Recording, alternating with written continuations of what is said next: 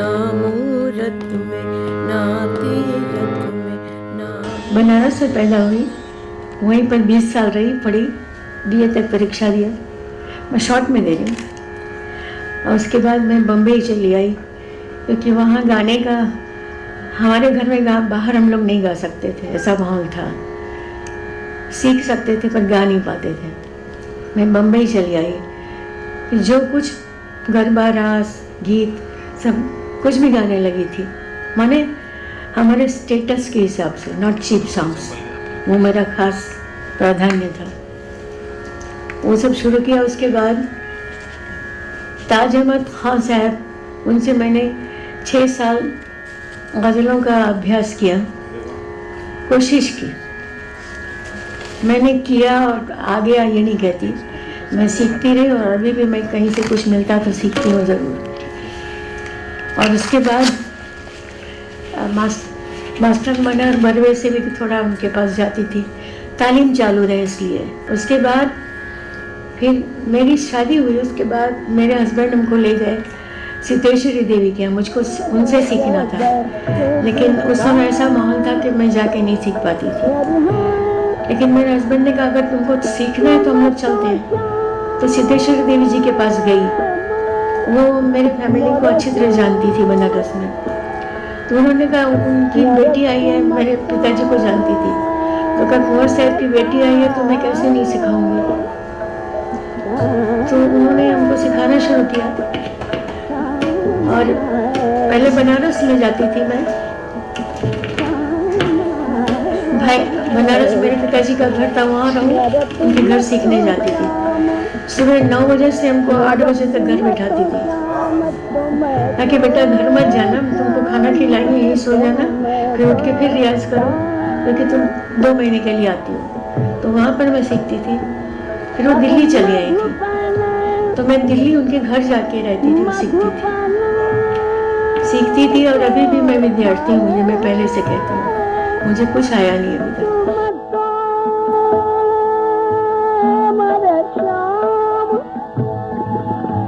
मधुबन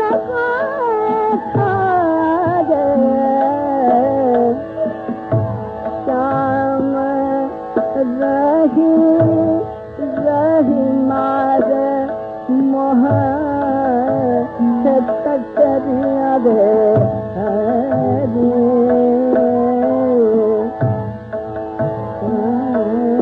जब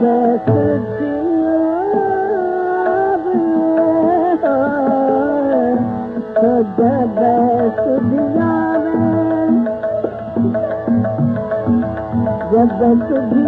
सुधियावे जब सुधियावे जब सुधियावे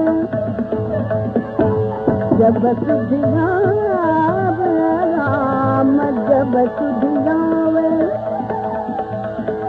जब सुधियावे हाय जब सुधियावे राम जब सुधियावे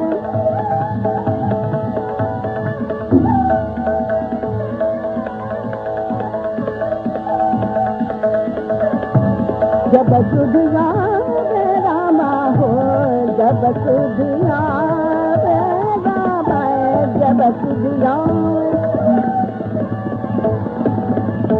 आवे राम जब सुधियावे जब सुधियावे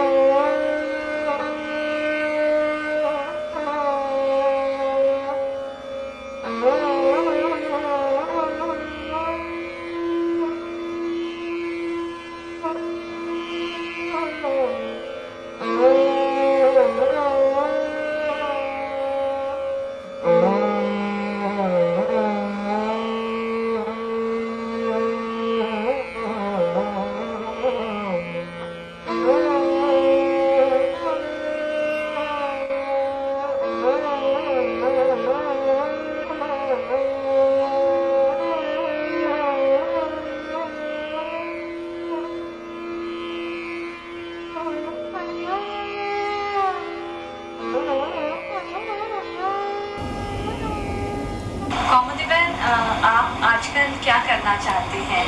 जैसे आपने संगीत के क्षेत्र में इतना काम किया है, तो आपकी हाल की प्रवृत्ति क्या है? हाल में जो मैंने लिया है अपने गुरुओं से लिया है, वो मैं देखने की प्रवृत्ति कर रही हूँ। तो मैंने जो शिक्षण प्राप्त किया है वो मैं अपने साथ लेके तो कोई जाता नहीं। मैं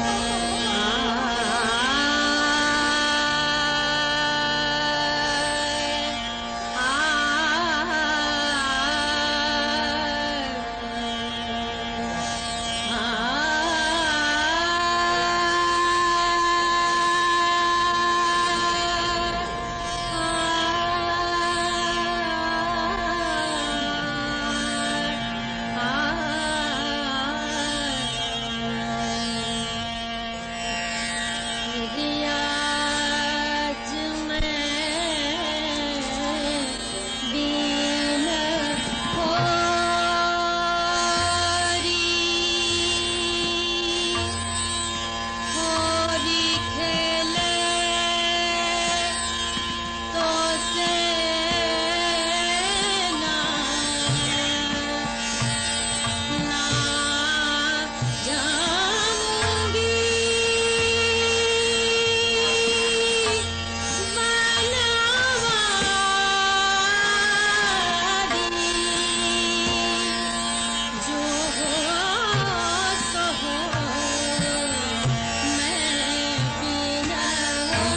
तो वो ज्योतिका रॉय की तरह गाती थी या सिद्धेश्वरी देवी जी की तरह गाती थी, या वो अपनी तरह गाती थी? वो अपनी तरह गाते थे। तो वो अपनी तरह की गायकी क्या थी उनकी?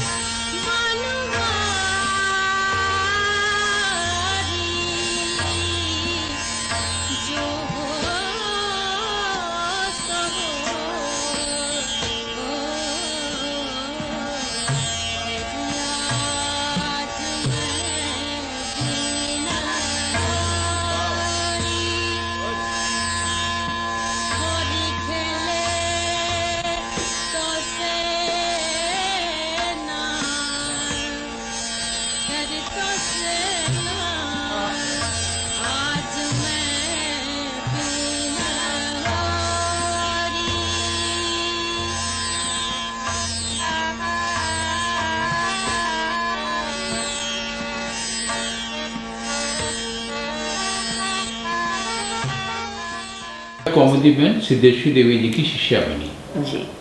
बॉम्बे से बनारस आके उनकी सानिध्य में आई, कितनी अच्छी बात है। तो वो कितने करीब कुछ याद उन्होंने बताया होगा कि कितने समय तक उनके साथ रही होंगी? वो इसी कुछ तरह नहीं। से 2-2 महीने 3-3 महीने अच्छा, आके आती सीखती। जाती रहती थी और सीखती रहती थी। साथ साथ में यहाँ बम्बई में उनका करियर भी शुरू होने लगा था। अच्छा अच्छा। तो वो गाती भी रहती थी। हम्म। और सिद्धेश्वरी देवी के तो कई उन्होंने इतने सुंदर सुंदर स्मृतियाँ उनके मन में हैं थी, और वो कई बार नरेट भी करती थी, और वो खुद भी इतनी मतलब प्रफुल्लित, इतनी आनंदित दिखने लग जाती थी whenever she used to recollect all those moments। वो बोलती थी कि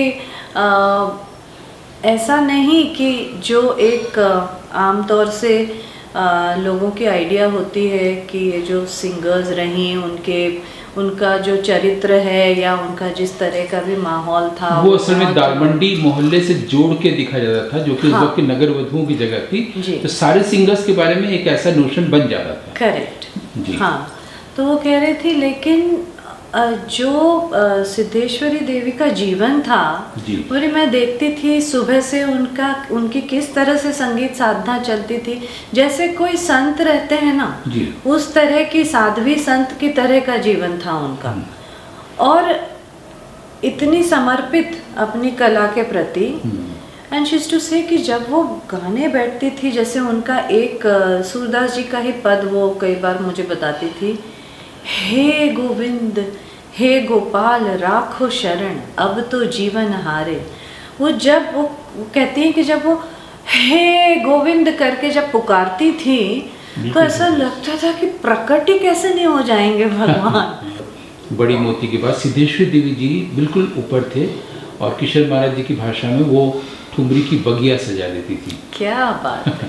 तो ये एक हमारी बैठक में उन्होंने कहा था। तो सिद्धेश्वरी देवी जी से की एक परंपरा इस तरह से कौमुदी बेन के माध्यम से मुंबई में भी पल्लवित होती गई और फिर आप उनके संपर्क में आए। और नोट करने वाली बात ये है कि कौमुदी बेन की आवाज़ और सिद्धेश्वरी देवी की गायकी और आवाज़ एकदम अलग। तो सिद्धेश्वरी देवी भी ये समझ रही थी, जान रही थी, और कौमुदी बहन भी उनको कहती थी कि आपके जैसी तगड़ी आवाज़ नहीं निकलती मेरी। जब वो मतलब वो बोलती वो गाती थी ऐसे कान में हाथ लगा के, और जब वो ऐसी दबंग आवाज़ निकलती थी सिद्धेश्वरी देवी की, और मेरी आवाज़ एकदम ऐसी सॉफ्ट कोमल टाइप की थी।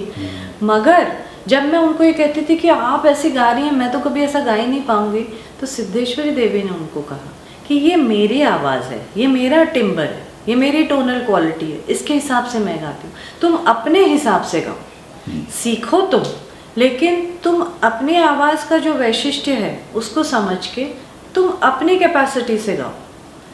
सो इतना उदार भाव किसी, क्योंकि जनरली देखने में ये होता है कि गुरु शिष्य परंपरा जो होते हैं वो ट्राई करते हैं कि हमारी छाप पड़े इस तरह से, अपनी कॉपीज वो कई बनाते रहते हैं कि मेरे जैसे शब्द होते हैं। हाँ, but Siddheshwari Devi encouraged Kaumudi Ben to come out with her own personal and with her own उनका original जो अपना style. स्वरूप है उसमें विकसित हुई। जी।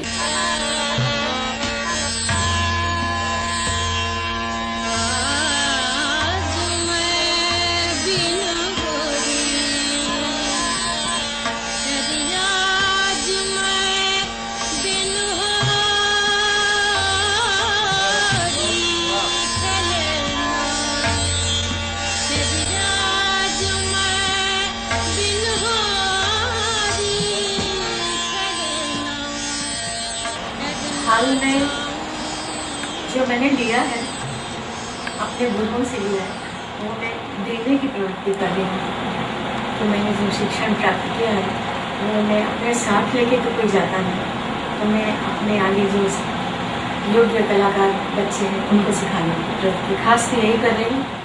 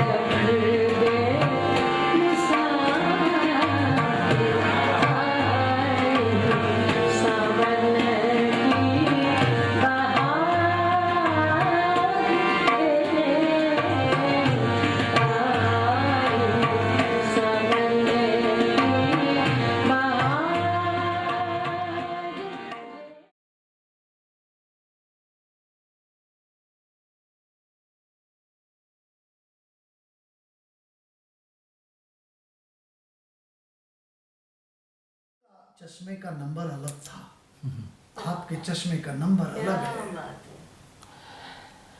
दादा, 2 शब्द अगर आप कौमुदी बहन के बारे में बोल रहे हैं। कौमुदी बहन वो इतनी प्यारी, आपको मालूम है मेरी 2 माँ हैं, एक मेरी मदर जो जीवित है, एक कौमुदी बहन जो जीवित नहीं है। कौमुदी बहन ने मुझे जीवन का पहला खुशी दिया। मुझे कुछ एहसास हुआ वो कौमुदी बहन की वजह से, और मैंने उनको माँ कहा वेस्टर्न आउटडोर स्टूडियो में, और मैं उनको हरदम याद रखूंगा। इतना प्यार करती थी। तो जो नीनू मजूमदार थे उनके गायन किया उन्होंने, और अनसंग हीरोज हम लोग कहते हैं, अनसंग हीरोइंस भी होती है, याद रखिए। जैसे कौमुदी बहन मुंशी, आप बताइए गिरजा देवी कौन से लेवल पे सिंह और कौमुदी बहन को उन लोगों से कम रखेंगे? रख सकते हैं? नहीं रख सकेंगे। ऐसी ऐसी ठुमरी मैंने कौमुदी बहन की सुनी है सांता क्रूज के फ्लैट में जाके, कि आपका तबीयत खुश हो जाएगा। मेरी एक बहुत बचपन की दोस्त थी, उनकी शिष्या थी, वो मुझे ले गई थी, मीता शाह, उनसे सीखती थी। तो मेन बात यह है कि वो मेरे फ्लूट को मिस करती थी और वो रिकॉर्डिंग छुड़वा देती थी। तो आरडी बर्मन के पास तो मैं परमानेंट था, तो मुझे पूछना पड़ता था मनोहरिदा से कि मेरा पीस नहीं है तो मैं क्या कौमुदी मुंशी की रिकॉर्डिंग में जा सकता हूँ? इतना मेरा रिलेशन था। और ठुमरी में जवाब नहीं, जी जी, क्या कहने, क्या कहन थी, और आवाज भी ऐसी थी कौमुदी आंटी की, मेरी माँ, तो वो आवाज में ही ठुमकना,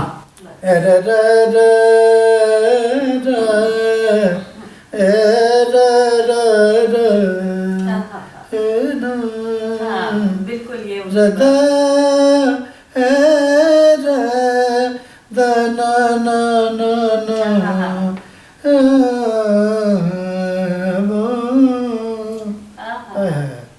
तो ये कौमुदी बहन मुंशी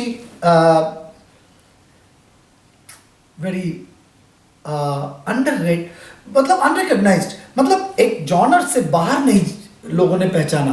दैट डजंट मीन कि वो गिरजा देवी से कम है या प्रतिभाशाली नहीं थी। एकदम कौमुदी बहन ग्रेट लेडी थी, और एब्सोल्युटली ह्यूमन बीइंग के तौर पर भी, और ह्यूमन बीइंग के तौर पे तो उनका आप कंपेयर कर ही नहीं सकते। नीनू मजूमदार जी वो लोग हैं जो हरिप्रसाद चौरसिया जैसे एक महान कलाकार को मुंबई में स्थापित करने के लिए माने जाते हैं। नीनू मजूमदार रेडियो में थे। हम लोग जब मुंबई आए 1973 में बनारस से, तब नीनू मजूमदार की तूती बोलती थी। तो कौमुदी बहन के हस्बैंड, जी बिल्कुल, हाँ। तो कौमुदी बहन के लिए मेरी ये श्रद्धांजलि है कि मैं जब घर में जाता था तो एक हमारे मुंबई में विनायक वोरा थे, वो गुजरात में हम कहते हैं कि गुजरात नु गौरव, गुजराती में એવું કહેવાય, तो वो तारशनाई बहुत अच्छा बजाते थे, दुल्लू भाई सराज। तो वो मुझे सांता क्रूज से नीनू भाई मजूमदार के घर ले जाते थे। तो वो गाती थी ए फ्लैट ए में, नीचे स्वर में गाती थी। तो मैं ए फ्लैट ए का फ्लूट ले जाता था, और ठुमरी जब शुरू करती थी तो आंख में आंसू, बिल्कुल आंख में आंसू। कैसे स्वर लगते थे गौतम भाई, कैसे स्वर।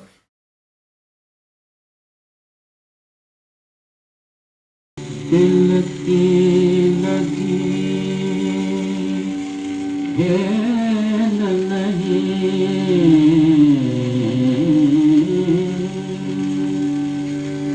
दिल का लगाना है बुरा, तौबा करनी है, तौबा करनी है कि दोनों से नहीं खेलूंगा।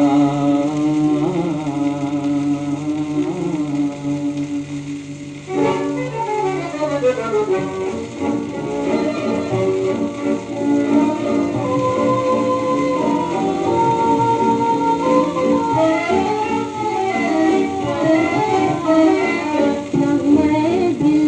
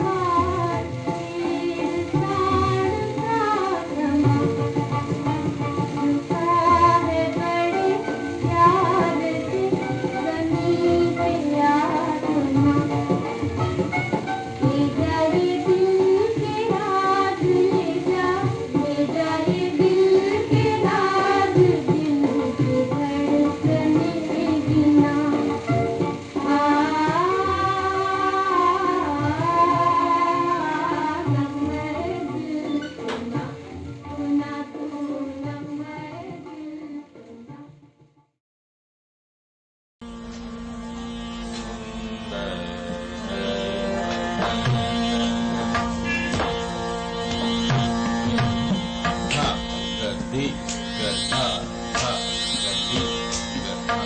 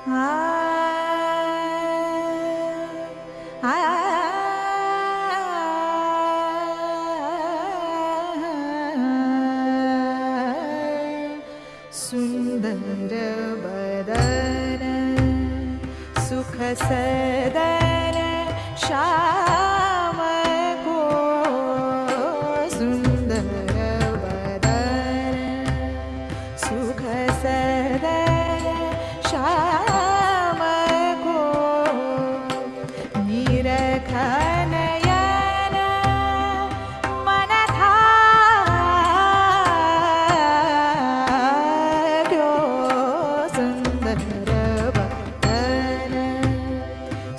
सदन श्याम को सुंदर बदन सुख सदन श्याम को होठाड़ी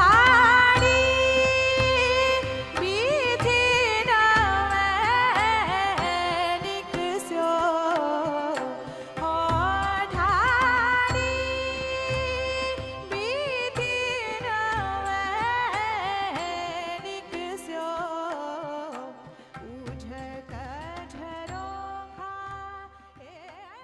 सुंदर बदन सुख सदन श्याम को सुंदर बदन सुख सदन श्याम को निरखन मन था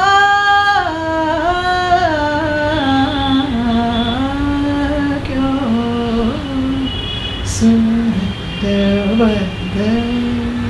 वो जो लास्ट में सुर लगा है ना, बस वो मेरे भीतर हृदय में तब से लगा हुआ है, तब से मैं प्रशंसक हूँ और अमर। ये उन्हीं की बनाई कॉम्पोजिशन है। ये कॉम्पोजिशंस बना जो म्यूजिशियन सूरदास जी का भजन है। सूरदास जी का भजन है। तो ये जो एक म्यूजिशियन के पास ये ट्यून आता है या धुन आता है, ये कहाँ से आता है? वो जाने क्योंकि नहीं, नीनू भाई की चीज़ तो नीनू भाई है, किसी भी संगीतकार के व्यक्ति, ये हम इन जनरल पूरे वर्ड से मैं पूछ रहा हूँ, बीथोवेन को लेकर या चॉपिन को लेकर, आता कहाँ से है? कहाँ ये चीज़ें किस कॉन्शियसनेस के प्लेन से आती तो है? कलाकार ये कहते हैं ना कि बनते नहीं है, बनाए नहीं जाते, बन के आते हैं। वो ईश्वरी की कृपा प्रसाद की बात होती है। कॉमेडी बैंड से मिलने से भी पहले मैं मिली थी नीनू भाई से, उनकी जी हस्बैंड, कॉमेडी बैंड जी के हस्बैंड जी नीनू भाई मजुमदार, और that was through my aunt Sarla Bhide. हाँ, मुझे ये भी पहले बताइए सरला ताई कौन है? और एक सरला ताई मेरी क्या कहते हैं, माय फादर सिस्टर। अच्छा, बुआ, मेरी बुआ। क्योंकि सारे लोग आपको जानते हैं और मानिक भिड़े जी को जानते हैं। जी, मानिक भिड़े मेरी मदर है। जी। और सरला ताई she was a thumri specialist, Shobha ताई जी की स्टूडेंट थी, शोभा गुट्टू जी की स्टूडेंट अच्छा। थी। और उनका काफ़ी आना जाना रहा नीनू भाई जी के पास। नीनू भाई जी के अक्सर प्रोग्राम्स में वो गाया करती थी, और माने नीनू भाई जी के जितने कॉम्पोजिशंस थे और उनका काफ़ी उसमें सहभाग हुआ करता था। लेकिन पता नहीं, जब मैं बड़ी हो गई तो मैं भी उसी काफिले में जुड़ गई, और जिसमें नीलू भाई जी खुद थे, कॉमेडी बहन थी, उनकी बेटी राजुल बहन वो थी, शुभा जी थी, शुभा जोशी जी, सरला ताई मेरी बुआ जी, मैं, ऐसे हम लोग सब लोग गाते थे। उदय भाई भी तभी शुरू करे थे जब मैं शुरू कर रही थी। तो नीनू भाई के पास जाना, सीखना मुझे बहुत अच्छा लगता था, और उन्हें भी शायद मुझे सिखाना अच्छा लगता था, क्योंकि उन्होंने मेरे से ये बहुत बार कहा है कि उनके जो कॉम्पोजिशंस थे डिवोशनल या फिर दूसरे टाइप के, तो वो कहा करते थे कि मेरे कॉम्पोजिशंस क्लासिकल है और वो तुम्हारी स्टाइल से बहुत मेल खाते हैं, तुम उनको गाया करो। तो मुझे भी बहुत अच्छा लगता था उन कॉम्पोजिशंस को गाना। मैंने काफ़ी सीखा उनके पास, नीनू भाई जी के पास, और मतलब I became like their family member. काफ़ी प्रोग्राम्स में भी उन्होंने मुझे गवाया, और तब मुझे कॉमेडी बहन से ज़्यादा मैं जुड़ गई। तब आप उनके संपर्क और सानिध्य में आई। सानिध्य में आई।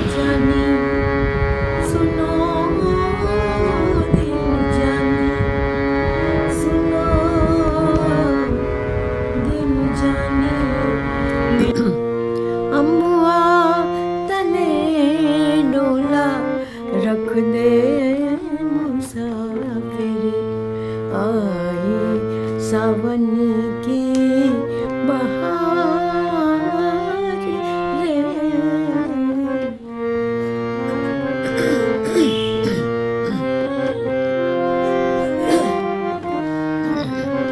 अमुआ तने डोला रख दे मुसाफिर, आई आई सावन की बहार रे, अम्बुआ तले डोला रख दे मुसाफिर, आई सावन की बहार रे।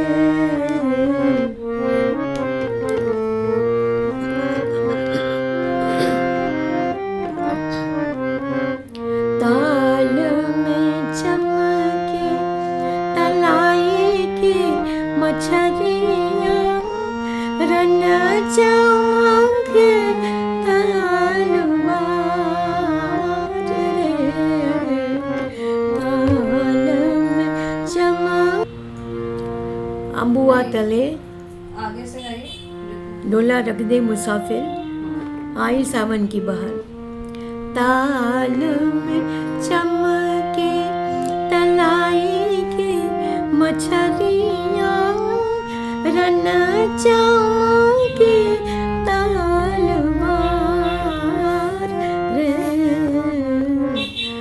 सभा में चमके मोरे सैया की पगड़िया, सभा में चमके मोरे सैया की पगड़िया, से जिया पे बिंदिया हमार रे, अम्बुआ तले डोला रख दे सावन की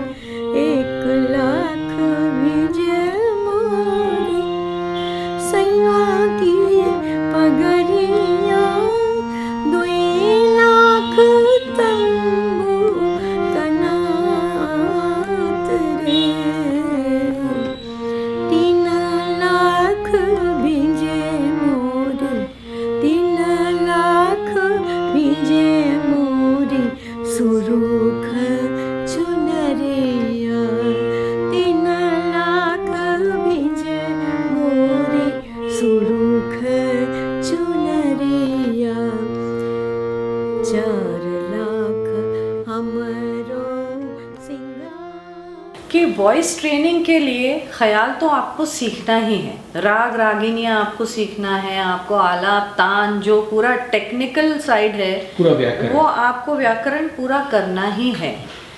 लेकिन अगर आपको भावपूर्ण गायकी करने में अगर ज़्यादा आपकी रुचि है या आपका झुकाव है तो thumri is the best way to carry it forward, क्योंकि ठुमरी में जो साहित्य है उसको भी उतना ही इम्पोर्टेंस दिया जाता है, वही उसका लालित्य है। और आप उसको अगर जैसे आप ख्याल में भी बंदिश है, उसमें भी शब्द हैं, लेकिन उसमें प्राइम इम्पोर्टेंस आपके गायकी के वोकल टेक्निक्स को है कि आप कितनी अपनी तैयारी दिखाते हैं, आप कितनी कूदाफांदी करते हैं, वो व्याकरण में है।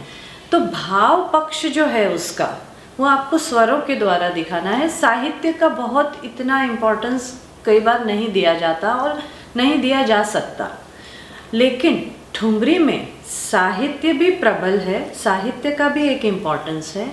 और उस साहित्य को कन्वे करना तो you are conveying an idea. So उन्होंने एक बहुत ही सुंदर बात कही थी। उन्होंने कहा कि सुल्तान खान साहब, उस्ताद सुल्तान खान साहब एक कॉन्सर्ट में बजा रहे थे और वहीं पे कुछ कौमुदी बहन से भी शायद फरमाइश हुई या कुछ ऐसा हुआ कि जहाँ पे कौमुदी बहन ने भी गाया। तो जब उन्होंने गाया उसके बाद में सुल्तान खान साहब ने कहा, उन्होंने कहा कि गाना तो हर कोई गा सकता है, क्लासिकल तो बहुत तैयारी से गा सकते हैं, लेकिन ठुमरी वही गा सकता है जिसके ऊपर उसका हाथ हो। वो जो भाव है, वो जो कहन है, वो जो पुकार है, वो जो एक तरह से जो the whole plethora, the whole complete arena of all the emotions, उसके कैनवास उसका इतना वाइड है, लेकिन वो प्रस्तुत करने का अगर ईश्वर ने आपको चुना है तो ही आप कर सकते हैं। लेकिन वो जिस तरह का कॉम्पोजिशन है ना, जैसे मैं पहले बात कर चुकी कि क्लासिकल बेस्ड कॉम्पोजिशन, मतलब ऐसा लग रहा है कि पूरा ख्याल ही गाया जा रहा है, मध्य लय का ख्याल। और मुझे मीनू भाई की छवि याद आती है, वो मुझे सिखाते थे, ऐसे हारमोनियम लेके ऐसे बैठते थे और मैं सामने बैठी हुई थी और बताएंगे मुझे। उस वक्त तो हमारे मशीन्स भी नहीं थे, बताएंगे तो खुद ताल रखेंगे, हारमोनियम पर ही ताल रखेंगे और जिस ताल में रखा हुआ है मैं गा रही हूँ, फिर मुझे बोलेंगे और धीमा करो, और धीमा करो। ये अच्छा। उन्होंने प्रयोग किए, मगर उन्होंने जो ट्रेडिशनल ठुमरी थी उसमें प्रयोग नहीं किए, उन्होंने दूसरे प्रकार के प्रयोग किए। जैसे कि ठुमरी का जो एक बंदिश है उसी को उन्होंने अडेप्ट करके कोई डिवोशनल सॉन्ग में, माने सारा आप डिवोशनल भी गा रहे हैं तो वो ठुमरी अंग में ही गा रहे हैं। तो इस तरह से जो ठुमरी की जो गायकी है उसको दूसरे साहित्य पर उन्होंने मतलब एक तरह से स्टाइल ऑफ सिंगिंग ठुमरी है, लेकिन अलग अलग साहित्य को लेके उसमें प्रयोग किया। जैसे वो एक खमाज की बहुत प्रसिद्ध ठुमरी है, हाँ छब दिखला जा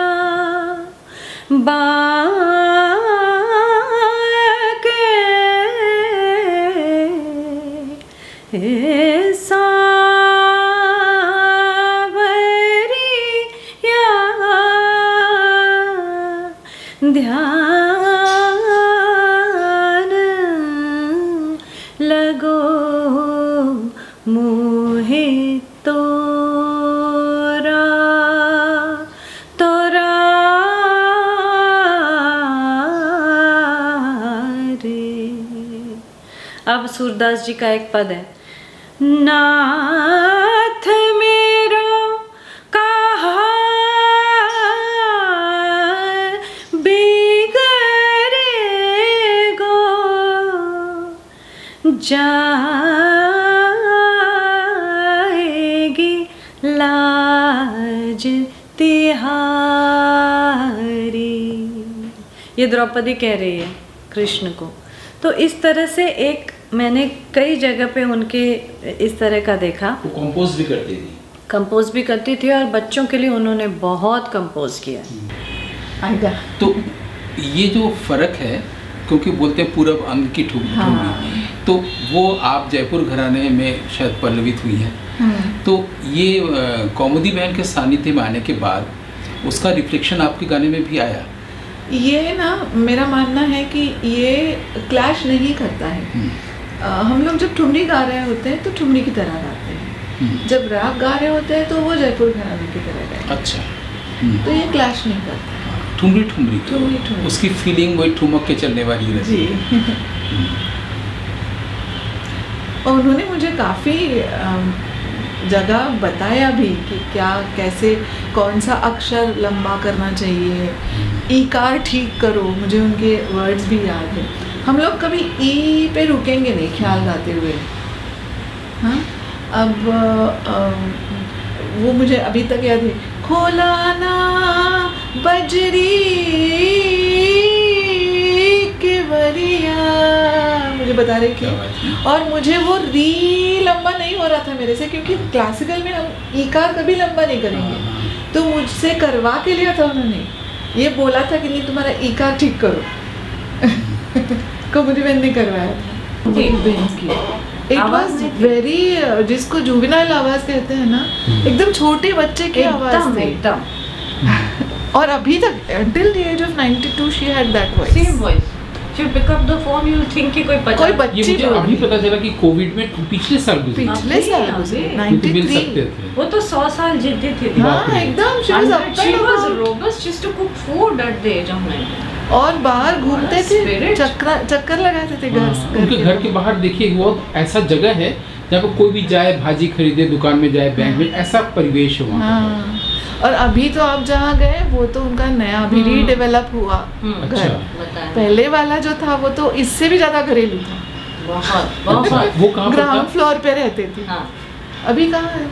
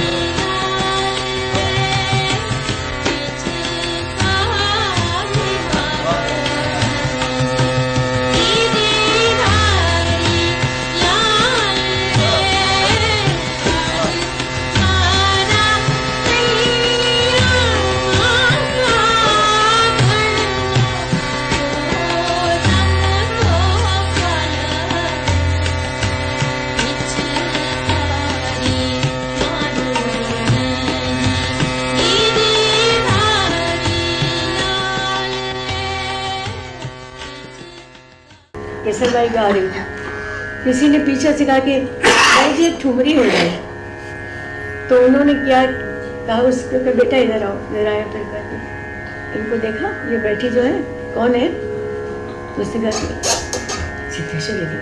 तो कहा तूने सिद्धेश्वरी देवी के सामने मुझको ठुमरी गाने के लिए कैसे कहा?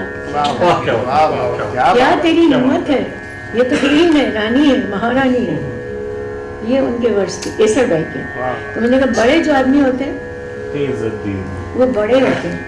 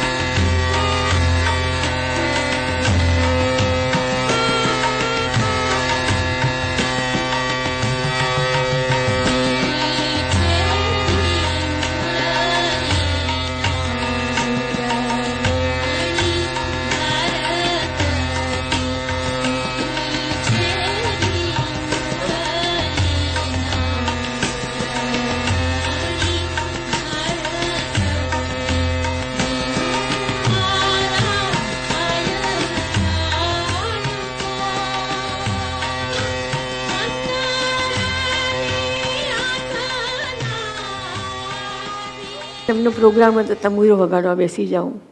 મને આઈ વોઝ ફિલિંગ પ્રાઉડ કે મને આ ચાન્સ મળી રહ્યો છે કે બેગમ સાથે હું તંબુરો વગાડું છું. તો હું એમને મળવા ગઈ બેગમ અખ્તરને સી ગ્રીન હોટલમાં. તો ત્યાં બેગમ અખ્તર કે तू रोज़ क्यों मिलने आती है? मैंने कहा तू रोज़ क्यों आती है? मैं कहा आप बोलिए मंदिर में लोग रोज़ क्यों जाते हैं? मेरे लिए आप ही पूज्य हैं और मुझे आपका गाना बहुत अच्छा लगता है और आपका संग करते हैं तो मुझे लगता है कि कोई देवी के सामने मैं खड़ी हूँ, बैठी हूँ.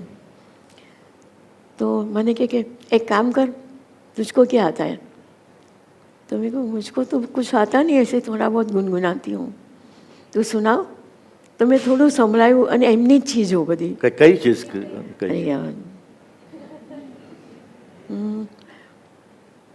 પેલું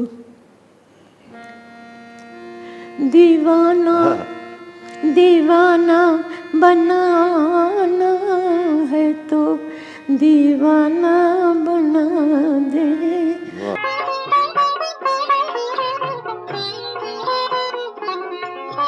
ચોરાસી રંગનો સાથી ઓર માળો ગરબે રમવાને ગોરે નિસરારે લો રાધિકા રંગીલી અભિરામ ગજવાસિની રલો તારે દેતા વાગે ઝાંઝર ઝોમકાર લોલ यो डार तन मन पे हाय मोही तन मन पे मन हर ने रंग दियो डार.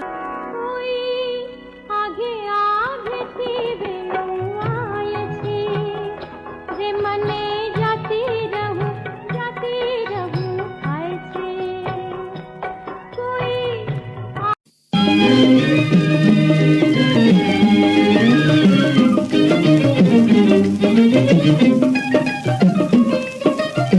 करके सिंगार चली लालन एक चतुराई के ने लालन एक चतुराई के ने गेंद उछारी गगन मिसता क्यों गेंद उछारी गगन मिसता क्यों बैरन लाज भई रे मोको बैरन लाज भई रे मोको हो गवार मुख ढांक्यो सुंदर वदन सुख सदन श्याम को निरखी नयन मन था क्यों निरखी नयन मन था क्यों सुंदर. आपको क्या ऐसा क्या स्पेसिफिक या क्या खासियत लगी उनकी गायकी में, आवाज़ में, सिखाने में? हाँ, आपका एकदम ठीक है कि उसमें जो डूब जाना, बह जाना, ये एकदम से वो कर सकती थी और तुरंत उसमें अगर वो कोई दूसरा इमोशन भी दिखाना चाहती तो उसको भी चेंज कर सकती थी. मुझे याद है एक मुझे उन्होंने कजरी सिखाई थी कि